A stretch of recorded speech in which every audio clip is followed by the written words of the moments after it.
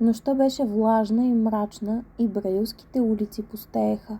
Студената декемврийска мъгла, която обикновено пада покрай бреговете на Дунава, се беше напластила в една от главните улици на града и задушаваше с отровния си дъх последните минувачи, които бързаха да се приберат у дома си.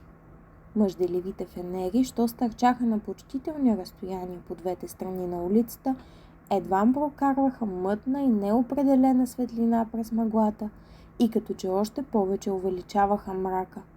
Всичките лавки и магазини бяха затворени вече. Никаква светлина или шум не излизаше навън. Понякога само се чуваха уединени крясъци и псовни на някои закъснели картоиграчи в някое затворено казино. Само едно малко, тясно, защитено с железни пръчки прозорче светеше още. Това прозорче беше равно с самата земя и откриваше съществуванието на една будна кръчма, с каквито бяха богати по онова време брайлските пияци. Ако се приближеше някой до ниската врата на тая кръчма и надникнеше хубаво над нея, щеше да види, благодарение на слабата виделина, дошла от един близък фенер, една вапсана дъска с следующия надпис «Народна кръчма на знаменосецът». Такива чудновати надписи бяха на мода по онова време. Всяко кафене, държано от българин, имаше своята девиза. Всяка кръчма, посещавана от българи, се гордееше с някакъв гръмлив или безсмислен надпис. Над тая се четяха думите «Български лев», над оная названието «Филип Тотю, храбри български войвода», над третия думите «Свободна България» с 3 възклицателни. Но най-любопитни бяха лавките на тютюнджиите българи. Ето там една лавка с разтворена врата. Вътрешната страна, сиреч тая, която сега гледа към улицата, представлява един турчин с традиционна чалма на главата и с дълъг чибук в ръката. Минувачът не би се заинтересувал в това изображение от много обикновена и първобитна живопис, ако да не забележеше под коленете на турчина думите, раздраскани с гвоздей, вероятно от патриотина тютюнджия, «Долу тираните». По-нататък, на друга тютюнджийска лавка с подобно изображение нямаше тия думи, но за това едното око на добрия турчин беше изчувъркано. Други тютюнджия, вероятно по-патриот и по-разпален неприятел на турското племе, при турчина си заръчваше да изпишат и един хъш с гола сабя, който показваше вид, че се готви да заколи злополучния чалмоносец. Обикновено такива лавки биваха най-много посещавани от емигрантите и хъшовете. Съдържателите на тия лавки бяха въобще все народни. Народен се наричаше там всякой българин, избягал от въжето, от тъмницата или от насилието на турците, който имаше какво годе състояние и помагаше по силата си на бедните и презрени останки от героическите чети на Хаджи Димитра и Филип Тотя. Всеки такъв народен тютюнджия даваше на вяра тютюн на съотечествениците си, с блага надежда, че ще му се разплатят при по-добри времена. Най-после и да не му платят, нищо няма. Те са хъшове, бедни хора, казваше си той и се усмихваше. Баяндо, я ми претегли още 25 драма тютюн, па го запиши при другия, казваше един дрипав, неопран и едър хъш на народния тютюнджия. Чорбаджията, исках му тая заран пари, но каза утре ела. Той ми помага, не е лъжа, но ако ме излъже и утре ще му разпукна главата на това куче. Крумов, казваше един друг хъш, като се обръщаше към един бакалин. Займи 2 франка още. Ще ги изпукаш и тях, знам си аз стоката. Начи 50 бана па се пилей, казваше Крумов. Тогава беше патриотическо да се носят гръмки прякори. Имаше още Перунов, Асенев, Балкански, Левски, Гръмников, Планински и прочие. Но нека влезем в кръчмата, на която прозорчето светеше още през нощта. Тая кръчма беше една дълбока изба, в която се слазеше по една стръмна и извита стълба. Една опушена и полуразбита лампа висеше на потона и осветляваше вътрешността. един топъл и задушлив въздух, сгъстен от кадежа на лампата и цигарите и от киселите изпарения на питиетата, пълнеше това подземие. На една страна, въз една висока, осамотена и измокрена полица, стоеха иерархически наредени чашите и шулците.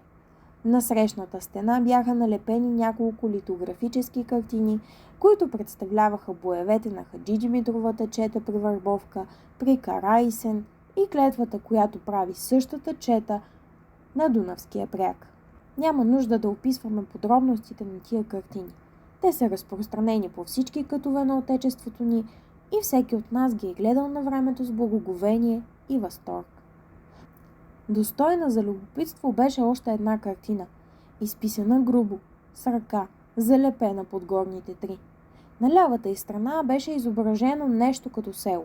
Из това село излазяха няколко селяне. Пред тия селяне вървеше един стар турчин с огромна гъжва, с едно блюдо на ръце, в което като да стоеше пита хляб. Срещу тая буколическа група задаваше се друга една група, състояща се от въоръжени человеци с бели хъшовски дрехи, с цървули и скалпаци, на които личеха малки левчета. В средата се издигаше един великан, който държеше висок червен байрак със словата «Свобода» или «Смърт». Отдолу с едри неправилни букви се разказваше съдържанието на картината, представляваща посрещането, което направи един турски първенец на четата, не помня добре в кое село. Това разказване се свършваше с думите «Да живее храбрият странджа, знаменосец». Една дружина от 6 души, насядали на одърчето в дъното на избата, допълняше изгледа. Те бяха всичките хъшове или почти хъшове. Най-старият от тях, който беше най-снажен, дълголик, сух, жълт, с гъста черна брада, се беше изтегнал до стената и от време на време изпущаше един гъстък пушек из устата си. Той слушаше внимателно какво разказваше един от събеседниците му. Види се, че разговорът беше много интересен за него, защото сегисто с челото му, въз което личеха зарасли рани, се набръчкваше отрицателно или пък клюмаше утвърдително. Той често пресичаше говорещия, като викаше високо и кашляше. Не! При Сара Яр убиха Тончо Тралалата, не в селото, лъжеш македонски! Или той беше Иванчо Гърбата. Гърбата беше, дето удари Мишева с револвера. Нарочно. Аз знам, че нарочно той уби Мишева, проклетникът проклети. Право. И аз сега ми дохожда на ум. Черкезинът беше, а не се увели Мустафа. Право те. Видях го кога падна. Имаш право, македонски. Или аз го убих. Него мръсника. Нас малко щях да изпусна знамето. Там ме раниха. И той кашляше силно и се задавяше. И после пак слушаше.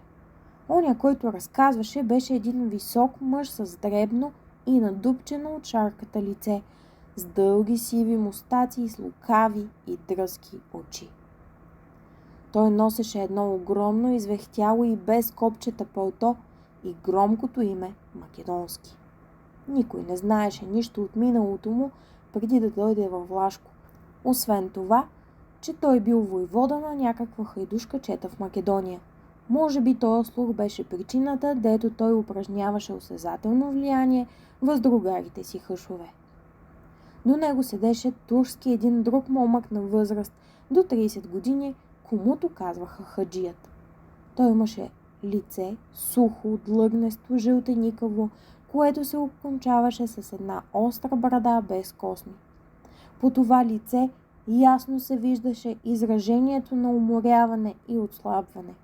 Той навождаше глава и дремливо я клатеше, като се сепваше колчем, стария прекъсваше македонски и се изкашляше.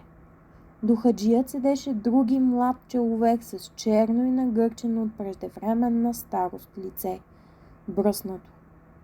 Той гледаше много внимателно в македонски, който разказваше, като често и машинално правеше движения с ръка от устата към гърдите, като че гладеше космите на невидима брада.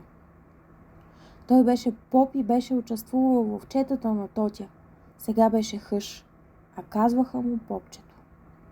Не с по-малко любопитство и внимание слушаше и най-младият от всичките, почти хлапак с фес. Той изяпаше в устата на разказвача и ловеше жадно всяка негова дума, а когато се обадеше и старият, вниманието му се преобръщаше на благоговение. Той впиваше вторачено очите си в жълтото измахнато лице на стария хъш, гледаше как се свива набърченото му от рани и трудове чело. Това 20-годишно момче имаше всичките черти на невинността и ентусиазма. Син на един богат свищовски търговец, той беше зарязал тайно магазията на баща си и с парахода беше пристигнал тази вечер. Защо? И той сам не знаеше. Той просто беше оставил бащината си магазия, защото му беше омръзнало от това тихо, сигурно и егоистично съществувание, което беше монотония. Мечтател, идеалист, ветреник. Той искаше да вкуси от сладостта на неизвестното и новото. Като притурим, че той беше написал и напечатал тайно вече цяла патриотическа поема, ще разберем лесно защо беше забравил да вземе и пари за разноски. Македонски, който случайно стоеше на пристанището тая вечер, съгледа го, запозна се с младия вагабонтин и го доведе да нощува у странджата. Очевидно, разказът се отнасяше до боевете и приключенията на въстаниците, що бяха нахлули в България преди 3 години. Старият инвалид се вълнуваше при възпоминанието на тия подвизи и героически нападения. Било, че настоящото му се вижда тежко и безславно, било, че чувствуваше охтиката в гърдите си, която се заявяваше в чести и раздразнени кашляния. Той се сърдеше от най-малката невярност в разказа на другаря си, викаше и гневно се мусеше. Тоя бледолик, болнав, сух като скелет човек беше странджата, знаменосецът. Същия, който беше изписан на картината. Той сега държеше тая кръчма.